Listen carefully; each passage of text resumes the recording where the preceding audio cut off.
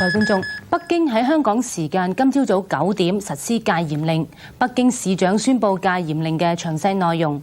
北京城列為戒嚴嘅地區包括西城、東城、天安門廣場、崇文、宣武、石景山、豐台、朝陽，即係幾乎全北京城都列為戒嚴區。喺戒嚴區裏面，嚴禁遊行、請願、罷課、罷工、聚眾。戒嚴區裏面唔准散佈謠言、串聯同埋演講，嚴禁衝擊黨政軍機關、破壞公共設施，嚴禁騷擾外國使館。如果有破壞戒嚴，警察、公安、解放軍有權採取一切措施嚟到強行阻止。另外，戒嚴令有一啲附例，中外記者唔准喺戒嚴區裏面採訪，港澳記者亦都不准採訪黨政機關。今次係1949年以嚟北京第一次實施戒嚴，而北京中央電視台今朝早就重複公布實施戒嚴令嘅原因。鑑於北京市已經發生了嚴重的動亂，破壞了社會安定，破壞了人民的正常生活和社會秩序。為了堅決制止動亂，維護北京市的社會安寧，保障公民的生命和財產安全，保障公共財產不受侵犯，保障中央國家機關和北京市政府正常執行公務。根據《中華人民共和國憲法》第89條第16項的規定，國務院決定，自1989年5月20日10時起，在北京市部分地區實行戒嚴，由北京市人民政府組織實施，並根據實際需要採取具體戒嚴措施。國務院總理李鵬，1989年5月20日。有關北京市實施戒嚴之後嘅情況，我哋一收到最新嘅消息咧，就會隨時同大家係報導噶啦。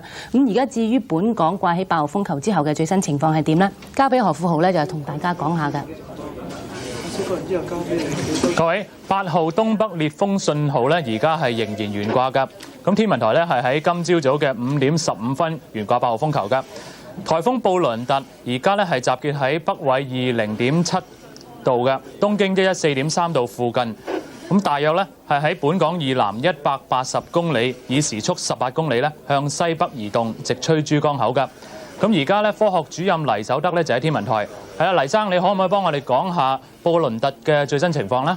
好啊，就佢今朝早嘅時候咧，就布倫達咧仍然咧就好穩定咧，就向一個西北方向移動，而且就加快咗有少少個時速，而家咧係18公里㗎。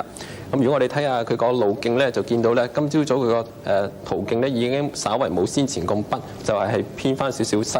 咁而家咧就係咧係向住呢個廣東省西部嘅沿岸係進發嘅。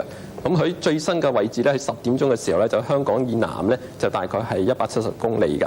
咁預料咧布倫達咧係會喺今晚傍晚嘅時候咧喺廣東省西部嘅海岸登陸。咁到時候咧就會係最接近本港㗎啦。唔該謝黎生。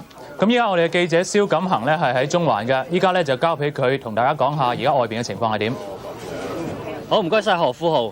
各位，我而家喺中環港外線碼頭同大家講下個颱風消息嘅。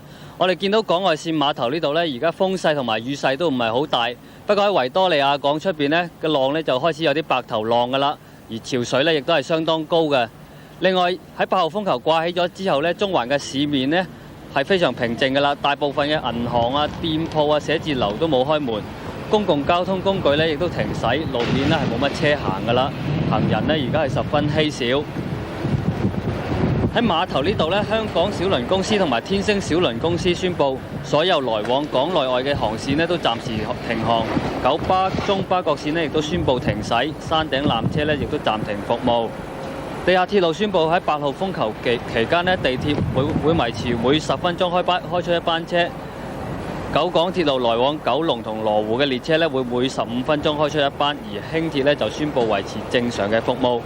珠江同貴江輪船公司呢就宣布所有原定今日去大陸嘅航線都停駛。考試局就話所有公開試取消。馬會亦都宣布今日嘅賽事係停止嘅。咁我喺度嘅報道呢就告一段落㗎啦。至於有乜其他嘅颱風消息咧就交翻俾新聞部，阿何富豪交翻俾你啦。唔該晒蕭錦恒，跟住咧係幾節特別嘅宣佈㗎。咁由於風暴嘅影響咧，喺琴日前往西貢戶外康樂中心嘅教育處公益少年團、港島東區同埋西區各個同學咧，依家係逗留喺營裏邊㗎，而家仲係逗留喺營裏邊㗎。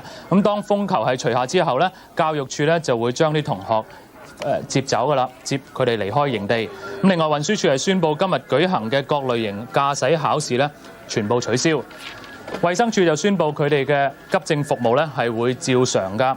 咁另外人民入境事務處係宣布佢哋屬下嘅所有辦事處係會關閉，而婚姻註冊處咧亦都係停止辦公㗎。咁各位有關颱風布倫達嘅最新情況咧，我哋會隨時為大家報道。另外有關北京局勢嘅情況，當我哋一有收到最新消息咧，亦都會隨時同大家報道㗎。請各位留意。